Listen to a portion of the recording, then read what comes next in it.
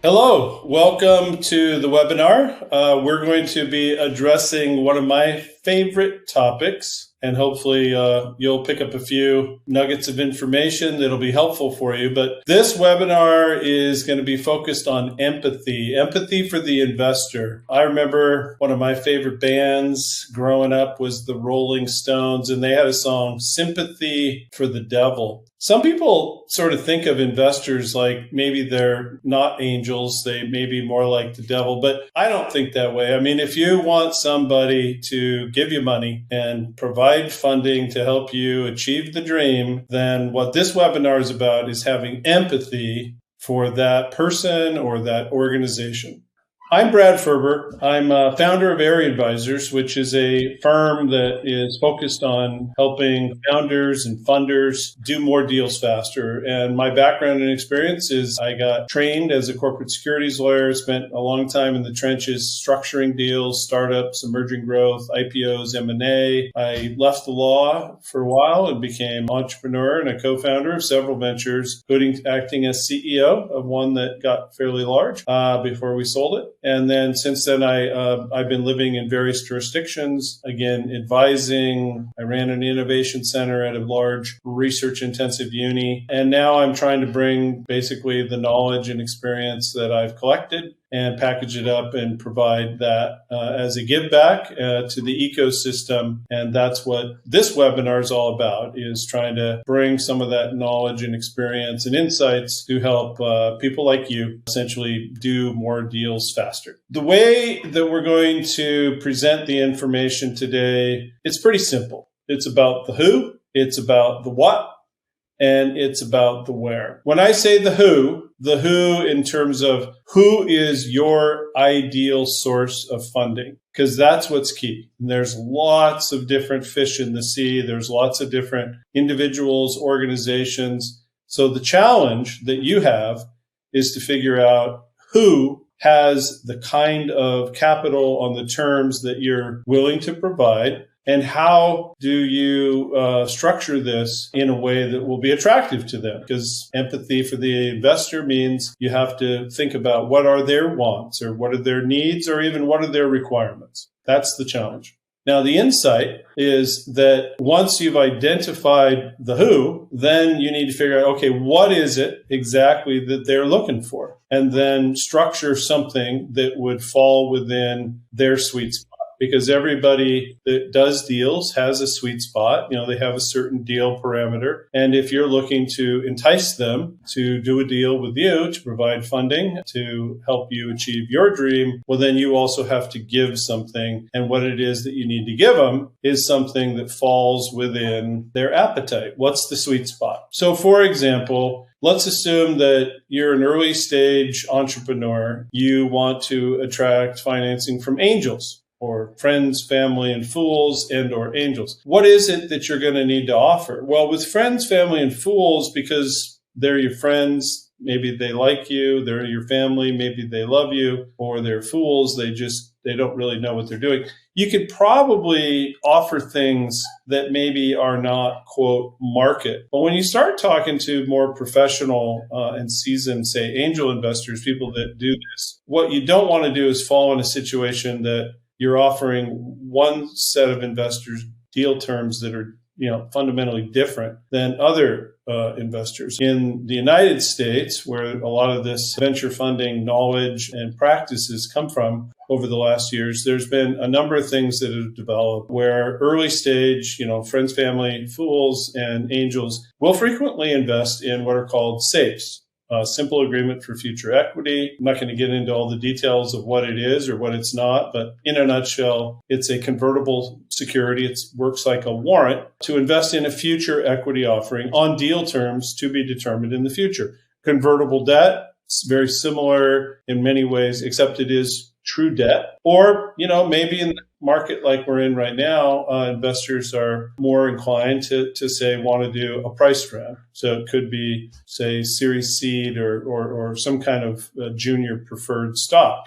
Now, if you try to offer them something outside of that, good luck. That's kind of what those types of investors want. Now, you don't need to limit yourself to that. So, for example, you want to get access to funding from, let's say it's a government funded, maybe it's a grant, maybe there's no equity involved. And there's lots of these opportunities that are available, particularly for science and innovation type projects. And you get essentially free money, but you still have to give them something, right? So what is it that you got to give them? And in that case, you got to, frequently write very long grant proposal requests so that they can justify why they're giving the money to you and not somebody else. That's what I'm talking about, sweet spot, is having empathy for the funding source so that they can go back to whoever they're accountable to, whether it's, if it's an angel, their husband or their wife, or if it's, say, a funding source, a government funding source, the people who review those and make sure that they're not going to look foolish, frankly, for having provided this funding at some point down the road when that gets assessed. So what's the solution? The solution is to do your research, to educate yourself. What are the specific terms and conditions that the funding source wants, needs, and maybe is required to get in order to be able to not just say yes, but to say yes, sign, deliver, and fund. You want that money to hit your bank, boom. And in order for that to happen, you need to understand what it is that you need to give them to get to that end result. That's the solution. That's the goal. With each different type of funding source, the who, you need to make sure you understand exactly what you need to give them, which brings us to the next. So what is the what?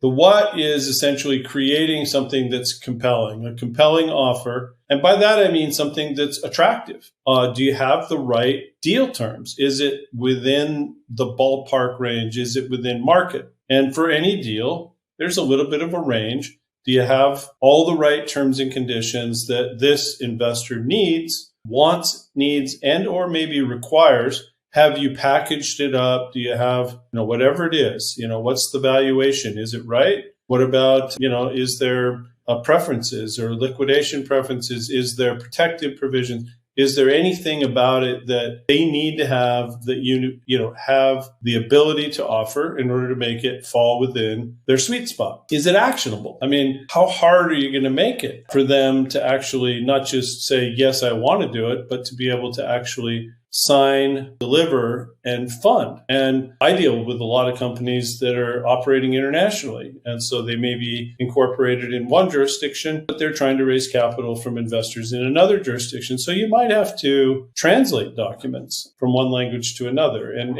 all of those sorts of things. Is it possible to use an electronic signing, which is great? Some places, amazingly, still don't do that. And that becomes a bit of a hassle. Do you both have a compelling offer in terms of the economics and control, but also do you have a compelling offer in terms of how easy is it for them to take action and provide the funding? What's the insight here? One of the things that I find amazing is that a lot of entrepreneurs, I think they underestimate how much time and energy, resources, frankly, it takes to create something that is, in fact, a compelling offer. If you want to build a product or a service, let's say you're a tech company, you're going to have to hire a lot of different people. You might have, if you're building a software as a service company, you've got a dev team, you've got marketing, you've got this. It's labor intensive. It's actually pretty expensive. And the whole goal is to build, a service or a product that achieves what's called product market fit. Well, product market fit with customers, paying customers, is really no different than what you need to achieve when you're trying to pitch funding sources. Now, keep in mind, this is a big sale. If your product or service costs, say, $1,000 to an end customer, it has to be pretty good. But if you're asking somebody to give you, say, $50,000 or $100,000, does it have to be 50% or 50 times better? I mean, think about it. And so the insight here is that Just like it takes a lot of time and energy and creativity to develop a product or service that achieves product market fit, it also can take a lot of time and energy and creativity to develop a compelling offer to a funding source to get you over the finish line. And do not underestimate, in my experience, how much time and frankly, how much resource it's going to take for you to get there. So what is the solution? How do you create the solution? That's an important question. What I have found in my experience is that before you go to market and present this compelling offer, you first need to have a full team. And the full team, frankly, is going to help you figure out both the who are we trying to get the money from, and the what is it that we need to offer? So first and foremost, obviously, you as a founder may need other founders, co-founders. And a classic thing you find in some of the tech companies is, you got the hacker, you got the hustler, you got the design person. Now, you don't have to have that. You could be a solo founder. But a lot of times what I find is that people have something that wants to incorporate the latest flavor of the month. Oh, yeah, we're an artificial intelligence company. Really? That's great. Do you have anyone who knows anything about artificial intelligence? Well, we're looking for that. Oh, okay.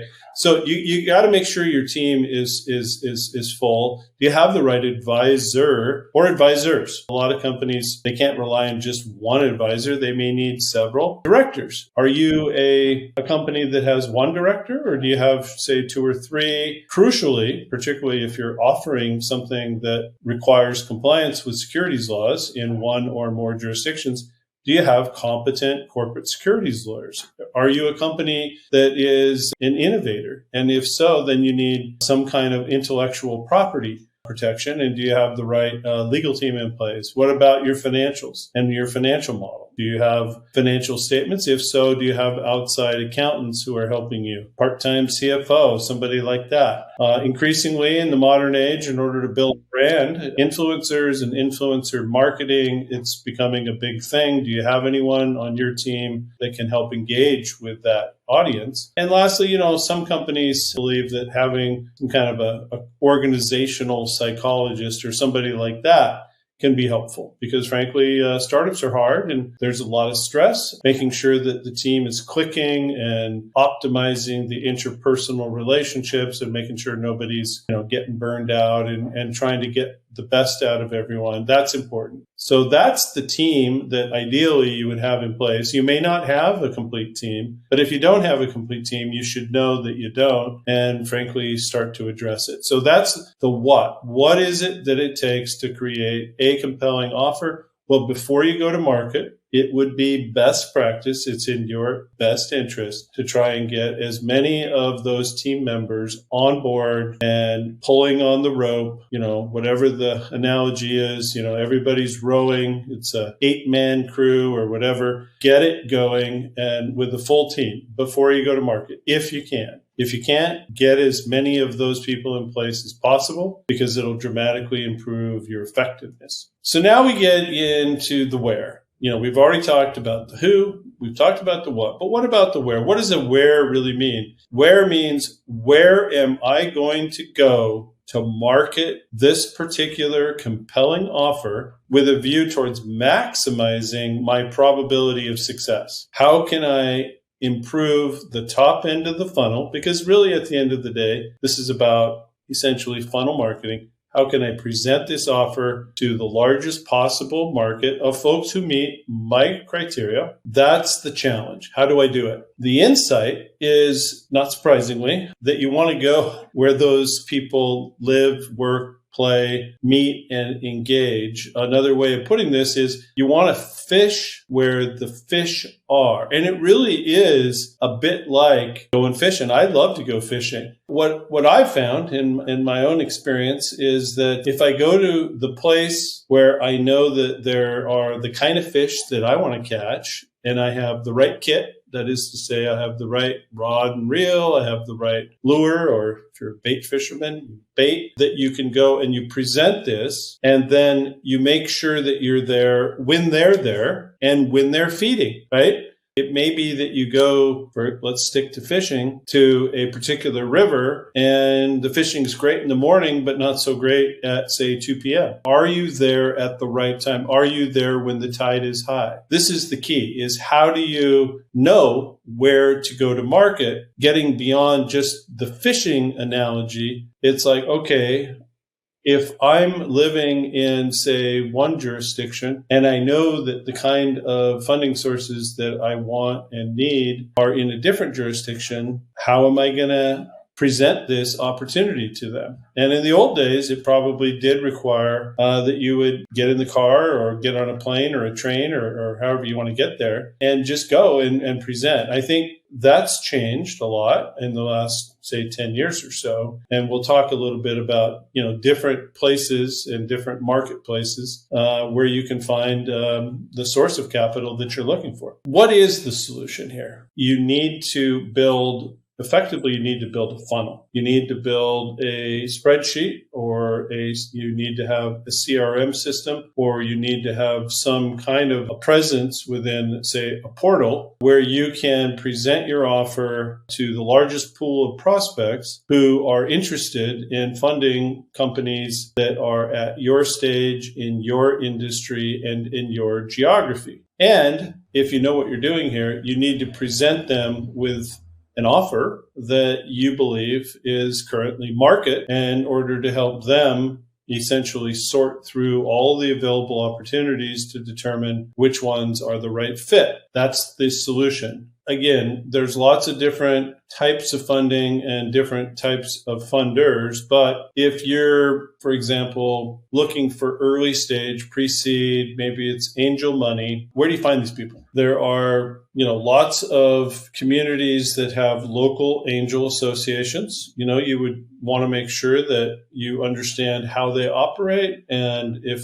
that is the kind of capital that you're looking for, that you make yourself available within that network. If that's not, what you're looking for, somebody locally, then you need to research how do you get access to other communities. And these communities typically meet both face-to-face and they have online. Some of them have, screening committees. How do you get through those screening committees? Is there online portals and databases? And the answer to that increasingly is yes.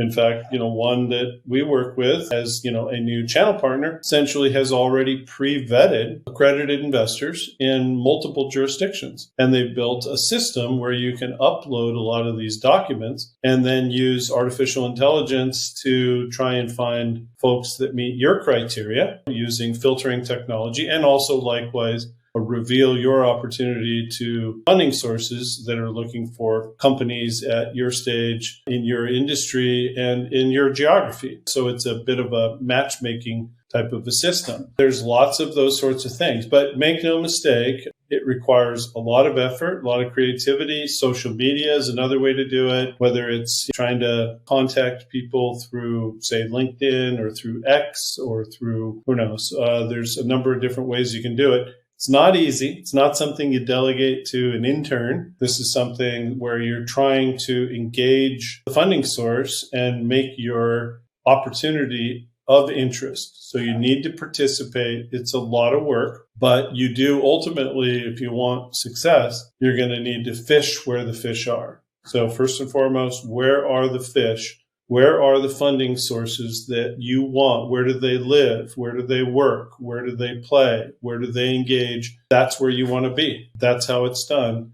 That's how you go to market. When you're participating in this marketplace of opportunity on both sides, what is it that they're looking for? There are some individuals that might see as many as 10, 15, 20 deals a week, maybe more. There are professional angels that, frankly, might see more like 200, 300, 400 a month. That's no joke. VC firms, or early stage pre-seed type stuff, they might see several thousand. Okay, what do you got to do to break through the noise? Because keep in mind, put yourself in their shoes. Okay, today I got to go through 100 unsolicited communications. to figure out which 3 or 4 I want to schedule a call with. The 96 or so that they're saying no to, how do we make sure we don't give them feedback that's going to tarnish our reputation? We need to be respectful, obviously. We need to have a process that has integrity. But at the end of the day, we can't fund every deal. You just can't do every deal. So you need to have empathy that the investors have actually a very tough time trying to sort through all the noise. How can you give them something to enable them to do it faster? And the best entrepreneurs, the ones who are most successful, they don't send a 50-page business plan. I mean, nobody has time to read a 50-page business plan. They have to be able to distill it. So think of, I don't know if you're an Apple lover or an Apple hater. I sometimes am both. But the great thing when I do buy an Apple product, it's easy. They present me something, I open the box, I plug it in, and it works. That's great. And so I'm not saying that you'll be able to go that simple, because you do have to kind of convince folks, hey, we're the right team in the right place at the right time to be able to do this thing that we're going to do. And you should bet on us. We're a good bet. But you also need to enable those sources to make decisions with limited information and in a limited amount of time. And accept that sometimes you'll be turned down from people that maybe you think you're the right fit. And so, maybe you might have to go back and pitch it 2, 3, 4, 5 times. It's like anything in life. You don't always get what you want.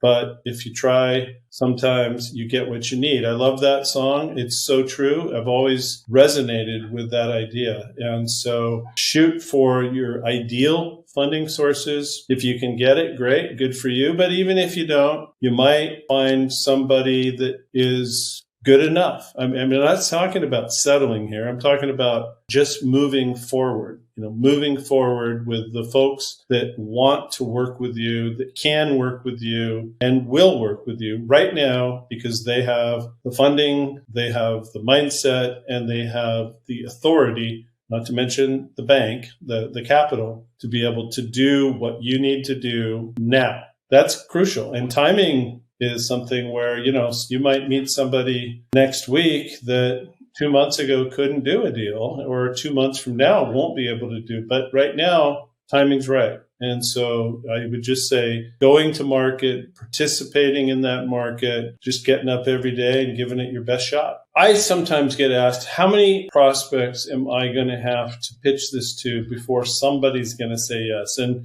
I got to be honest, I don't know. As many as you have to. Some of the best entrepreneurs have had to pitch to literally hundreds, if not thousands, before somebody said yes. I mean, there's lots of famous examples where somebody beat their head against the wall until finally, 1 or 2 or 3 said, okay, yes. But you don't need 100 people to say yes. What you need initially may be 1 or 2 or 3 or 4. Think of it like a funnel. If you go out to the market and you're selling a product or a service, you don't expect that every person you might talk to is going to want to buy it, right?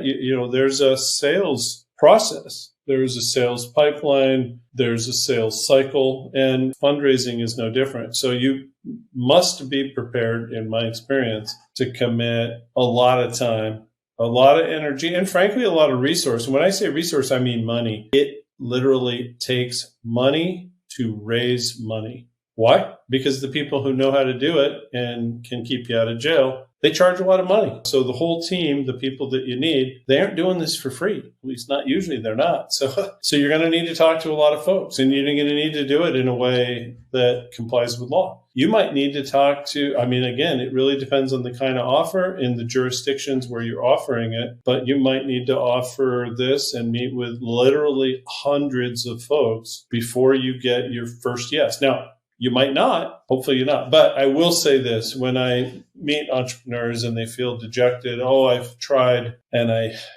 nobody wants to invest in my business.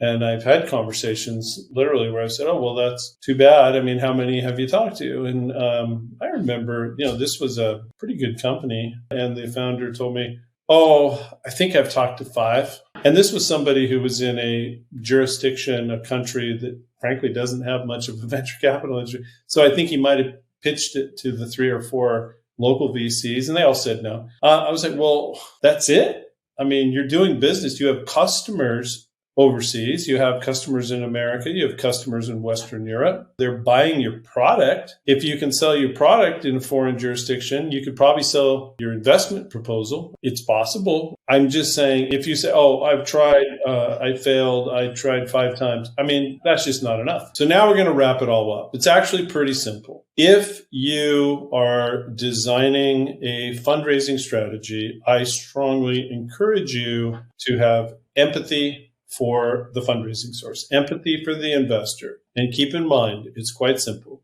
There's the who. Who is it that you ideally want to bring on board as your funding source or sources? So there's the who. Who is it that we really want? And aim high. Be specific. Know the profile of exactly who you're targeting. Once you have that, then there's the what. If we're targeting that funding source, what do we got to offer? How do we make it easy for them to say yes? What do they want, or what do they need? What do they require? Let's give them what they want. Let's give them what they need. Let's make it easy. Let's have empathy for the funding source. That's the what. And how do you do that? Well, you need to have people on your team that understand both the who and the what. They understand, of all the available sources, these are the best. These are the who. And within that, we need to offer X. This is the what. So you got to have a team. Once you do that, you say, okay, what about the where? Where are we going to find this funding? I mean, are we just going to hang out in our backyard? Are we going to limit ourselves to our township or our city or our state or our nation? Is that it? Or are we stuck? Or are we going to, go global? Are we going to try and make this attractive